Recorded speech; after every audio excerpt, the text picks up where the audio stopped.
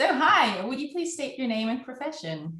Hi, I'm Ariel Ezrachi. I'm a professor at the University of Oxford. And why did you specialize in competition law?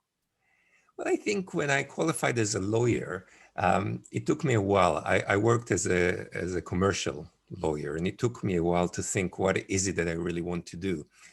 And the idea of focusing more on markets, on dynamics of competition, and moving slightly away from black letter law and focusing on things that are slightly more economic, market-oriented, behavioral, was really attractive. So that was my starting point at the time.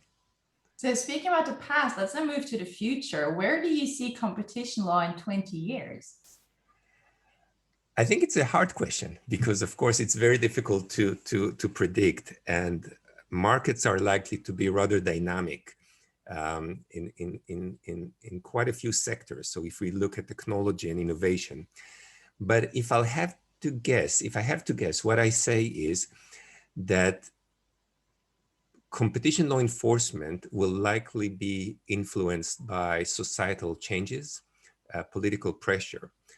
And if we look at levels of inequality, if we look at some dynamics currently in the US, I think that there will be increased pressure on scrutinizing merger activities, and we are likely to see maybe harsher attitude towards bigness and market power.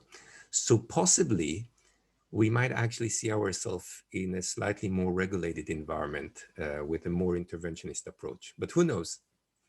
We'll see. Yeah. So for now, which word, and one word only, best describes, in your view, the competition issues that we face in digital markets? For enforce, well, I'm going to use a trick answer.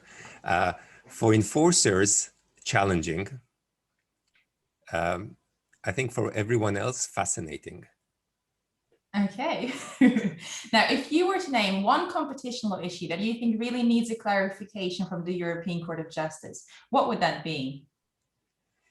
So here, I would actually steer away from the digital debate.